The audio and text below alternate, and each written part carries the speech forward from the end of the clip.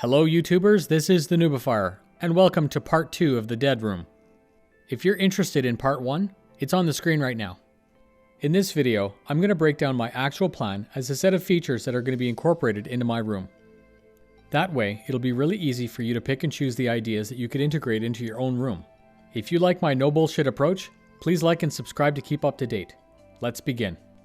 My 3 main goals are unchanged: dispersion, absorption, and isolation.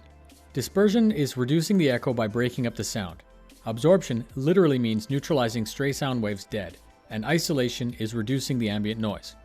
The new house is a standard unfinished basement with bare joists and cement walls which are covered with insulation. Nothing out of the ordinary except that the joists in the house are a foot taller than standard. To prepare the basement for construction, I'm going to start with the area directly over where the room is going to be built. I need to be clear here that this part of the construction is not physically attached in any way to the room. Also, you could use this technique in any basement to make it more isolated. The air spaces between the joists are going to get filled with rock wool, which is a very high density insulation that can very easily be found. After that, drywall is going to get screwed directly to the joists. There's no need to tape in mud because this is just a control measure and part of the sound isolation goal. It doesn't need to look pretty because once the room is done, you'll never see it again. This important stage will isolate the noise from the floor above. Sounds from televisions, conversations, and foot traffic will all be greatly reduced. There's a really big reason why we wouldn't want to use this as the inner ceiling of the dead room.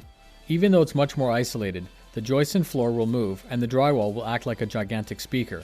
Vibrations will still transmit and everything will still be audible.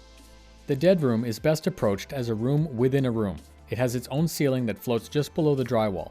As the joists move, the small gap of air isolates the new room. Now the room is ready for construction.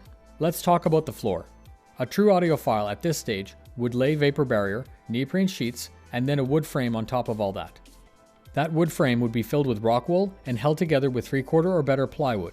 In the future, that would get carpet or be covered with hardwood. The hardwood is a reflector, which might be nice for a home theater, and the carpet is an absorber, which is ideal for sound studios. As I said in my last video, I'm interested in the return of contribution or value of each part of the build. I don't want to add hundreds of dollars and 40 hours to the project just to get a negligible improvement. What works well on paper may not actually be noticeable in practice. So because of that, I've decided that the dead room floor is going to be no different than any other basement carpeted room. A semi-plush carpet, dark in color, with a double foam barrier to offset the humidity from the cement. I'm personally comfortable with this because I don't think that the regular spoken volume of my voice is going to interact harshly with any part of the floor such that I need to go to a raised floor. Now, if you were a drummer, the raised floor might be required. So now that the floor is addressed, I want to mention a couple of key concepts. The true room within a room is a very, very well isolated room. Ideally, you build and install frames on all 6 sides of a cube, and then you have a single point of entry. So here I'm once again straying from the pure textbook definition in an effort to save time and money. 2 of the 4 walls in this plan are going to be freestanding, and the other 2 are going to be built against cement. I'm going to mitigate the effect of the cement because all the walls are going to be double framed and insulated. For the left wall, we're going to start with vapor barrier and then a frame.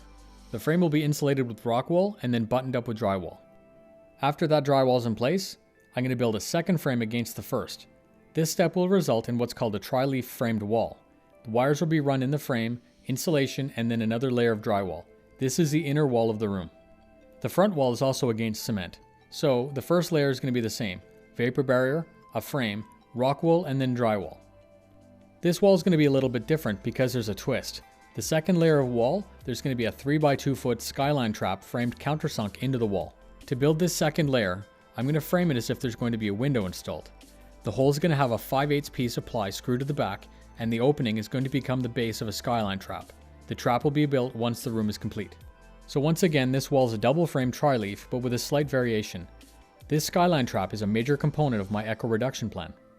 I'm actually really excited about this part because it's not only going to work well, it's going to look cool. So the right wall is going to be double framed and tri-leafed as well.